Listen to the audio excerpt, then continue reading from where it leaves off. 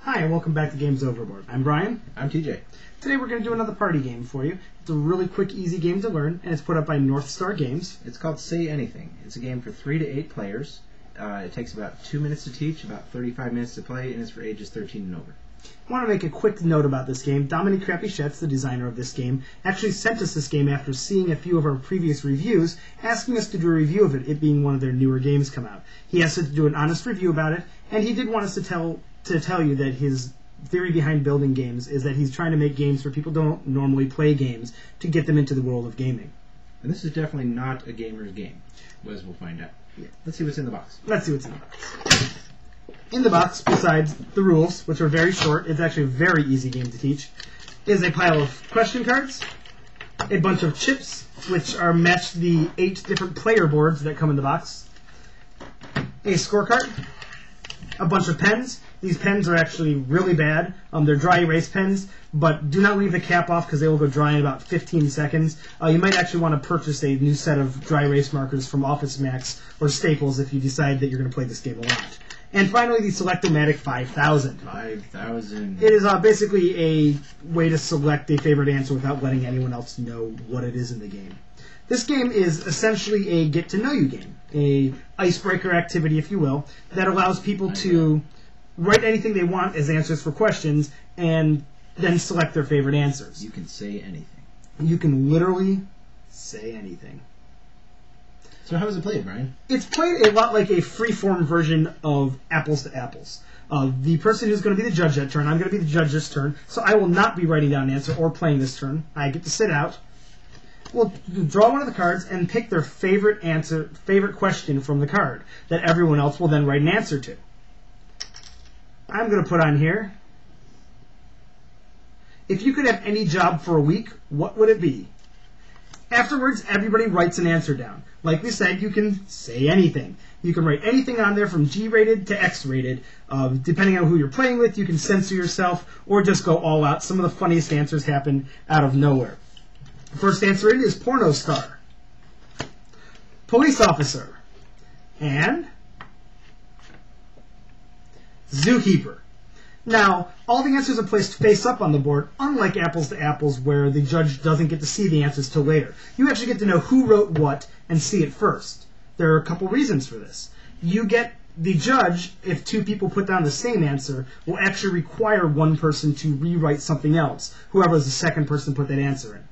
Also, as the judge, I can decide that 2 answers are too similar, and I want somebody to rewrite one. I decided, in this case, that porn star and zookeeper are way too similar. It's like the same thing. It's pretty much the same thing. So I'm going to make porn star write a new career on there.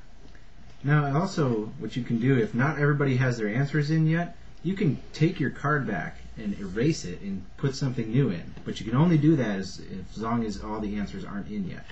So if TJ here had decided after seeing porn star as an answer that he had a lot better answer that could beat that one, or he got an idea from it, he's going to write down a new answer and put it on there. New answer in is shopsmith. I have no idea what that is, but apparently it's a job. And Superman. Superman's a job. Superman is definitely a job. I don't know if you can go to college for it, though. No, it's more they like don't offer that degree anymore. It's more like not after that incident. It's more like a trade school. Yeah. So now the judge is going to take the Select-O-Matic 5000 and decide which answer the judge likes the best of any of them that were given, moving the arrow on the back pointing towards the one they want. So I'm going to select my answer. No, he doesn't even have to select the one he likes the best either. He can just point it to whatever color he likes. It doesn't really matter in this case. So. Whatever criteria I want, exactly. Which is actually one of the downfalls kind of in the game. If I know, for instance, that TJ, with the orange card and Superman, is in the lead by a lot of points, I could just not choose his just to screw up his points and not let him get any more. So I chose my answer. Now everybody in the game is going to take the 2 tokens that match their color placard and place them on whatever answer they think I chose. They can either place both tokens on the same place, or divide them between 2 different answers. Once all the tokens have gone on the board, whatever the judge chosen is revealed. I chose Superman. In this case, Gray will get 1 point because they chose Superman as the answer as well. It matched. And also, orange is going to get 1 point because they were the person who wrote that answer. They get a point as well. The judge gets points for how many people chose his answer. So in this case, I would get 1. So it can kind of backfire on you if you decide to choose an answer which doesn't make any sense at all, because you might not get any points yourself. And then again, it might be a strategy to choose an answer that doesn't make any sense at all, because you're trying to get people to not guess the one you want. Yeah, it's definitely... Does that make sense? Well, it makes sense. It's just not a good strategy. Interesting. There is a cap on how many points the judge can get any turn. If there's 8 people playing a game, there's actually would be a possibility of having 14 tokens on one of them. The person who's a judge that turn can only get a maximum of 3 points, because that's the most anybody else could get in the game if they put both their tokens on their own answer and ended up picking that one. This goes on, depending on how many players are in the game, decides how many questions get read for it. In a 3-player game, everybody gets to read 3 questions, and then the more people you add, the less questions you read to make it so there's not more than about 12 rounds total. What do you think, T? Then you add up the scores, and whoever's got the most is the winner. I kind of like some parts of it, and some parts aren't so good. The parts that I do like is that you can literally say anything. It does allow for a lot of crazy, zany answers that come out of nowhere.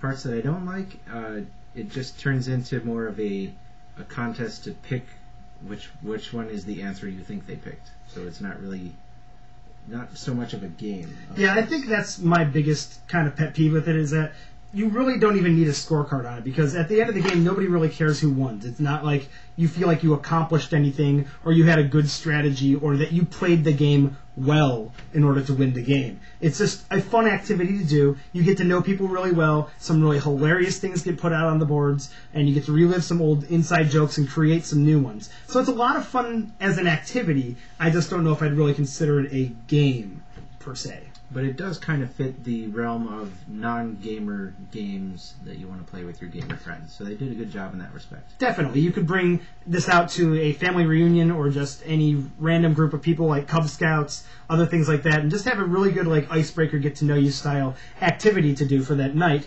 And nobody's going to be intimidated if you, say, even pulled out a game like Time's Up where it's a little bit more involved. It's just kind of a fun, easy, jump right into it game that you can do. You can pick it up at our stores now. The makers of this also make Wits and Wagers, which is a great game. Also, and another game called Cluzzle. We will be doing some reviews of other games of theirs as well. We really do like Wits and Wagers. It's a great game. Pick up this game if you're looking for a fun get-to-know-you icebreaker activity. We'll be back in the future with more reviews for you. Thanks for watching. Thanks, Dominic.